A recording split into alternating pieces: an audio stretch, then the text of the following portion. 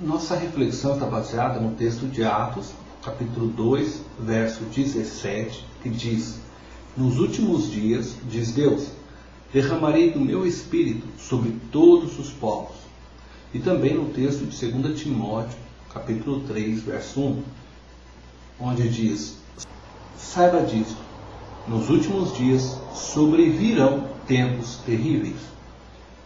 Bom, para continuar essa nossa reflexão, eu gostaria de trazer à memória que estamos analisando os acontecimentos dos últimos dias, que segundo Pedro teve início com o derramar do Espírito Santo em Pentecostes, conforme o texto de Atos.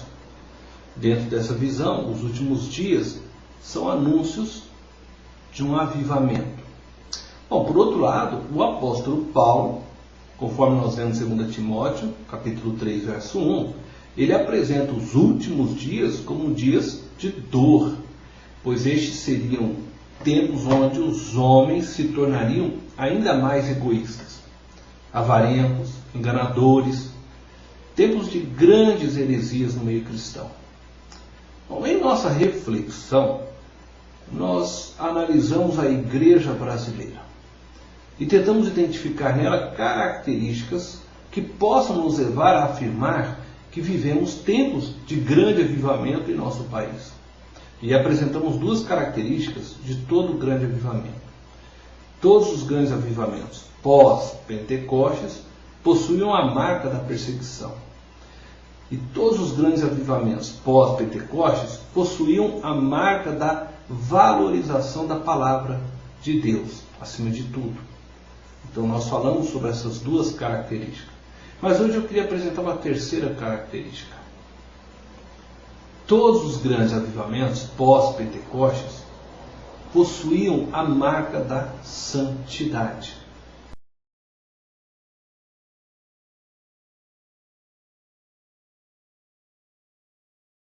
De todas as marcas que já mencionamos, esta é a que mais me intriga. Minha perturbação se deve ao fato de que, quando eu olho para a igreja primitiva, eu vejo em seus membros não uma vida sem pecado, mas uma vida em uma busca constante de santidade. Encontramos no textos bíblicos diversas afirmações que corroboram para este pensamento. Por exemplo, o texto de Atos, capítulo 2, verso 38, Atos, capítulo 3, verso 19.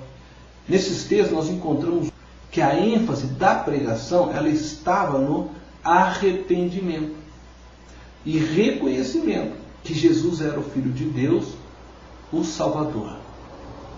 Em Atos capítulo 2, no verso 42, também percebemos que eles se dedicavam ao ensino dos apóstolos. E isto significa que eles buscavam viver os ensinos de Jesus.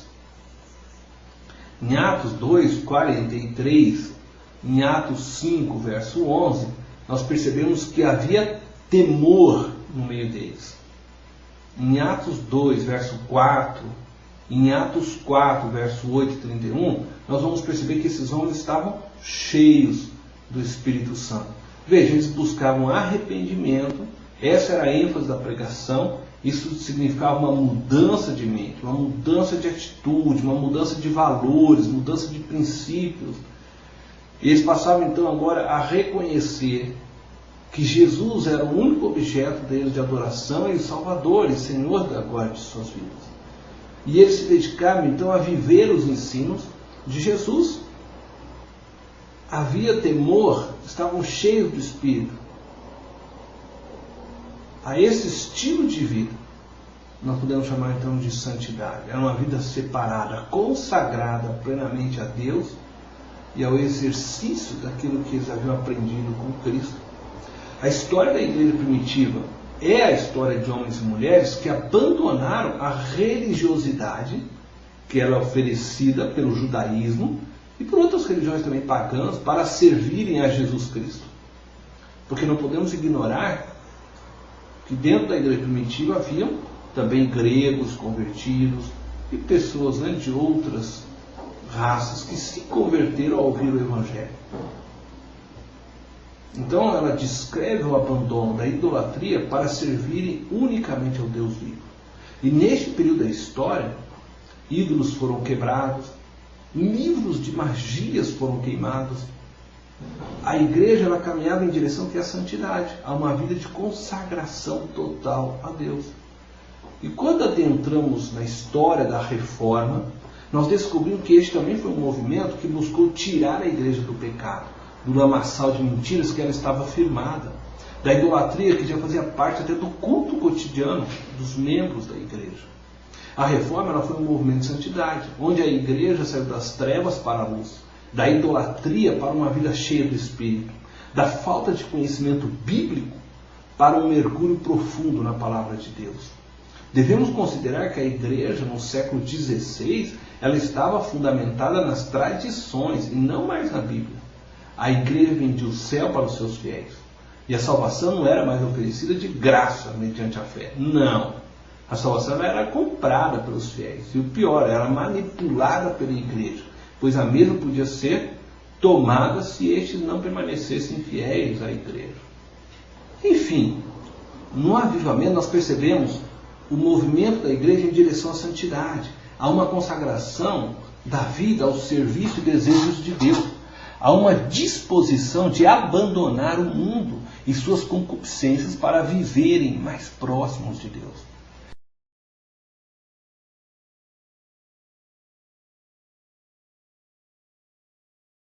Entretanto, é com grande tristeza que eu vejo na igreja brasileira um movimento ao contrário.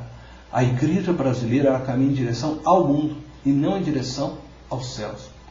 Valorizamos as conquistas terrenas como se fossem sinais da bênção de Deus.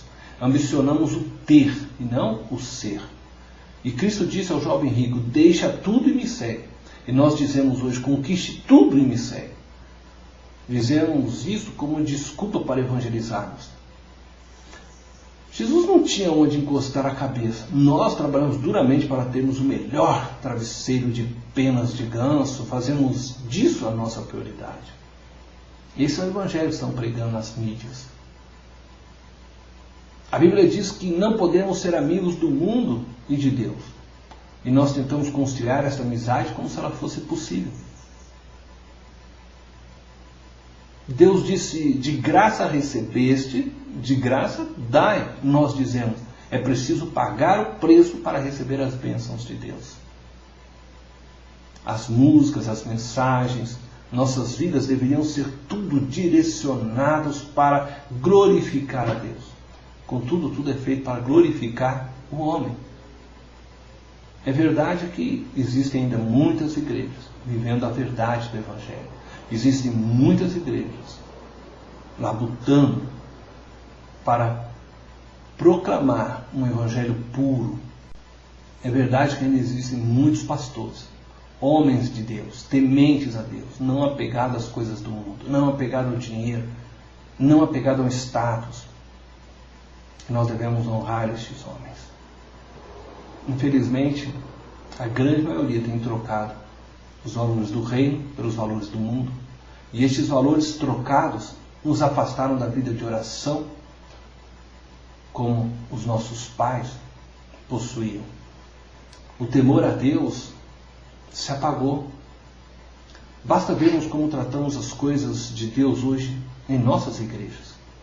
Tratam das coisas de Deus como se tratam os negócios. Grande Deus e grandes negócios.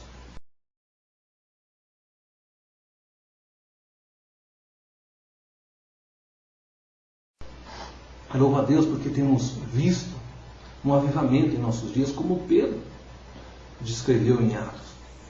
E nos últimos dias haveriam derramar do Espírito de Deus. Nossos jovens teriam visões, nossos velhos sonhariam, e é tão bom olhar nossos jovens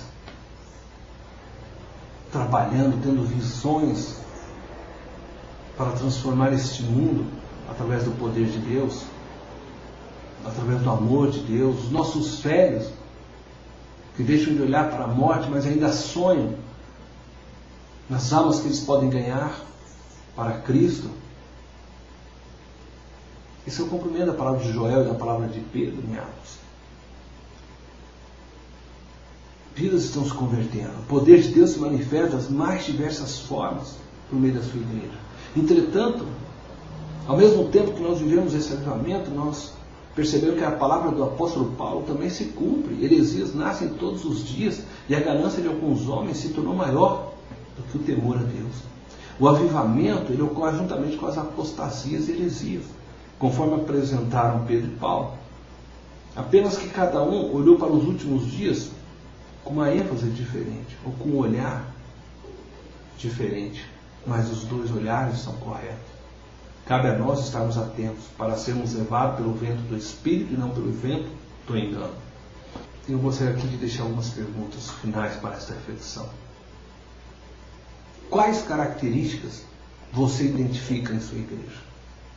Sua igreja é perseguida por lutar pelos valores do reino de Deus ou por agir na contramão destes valores? Você percebe uma valorização da palavra de Deus acima de tudo no lugar onde você congrega?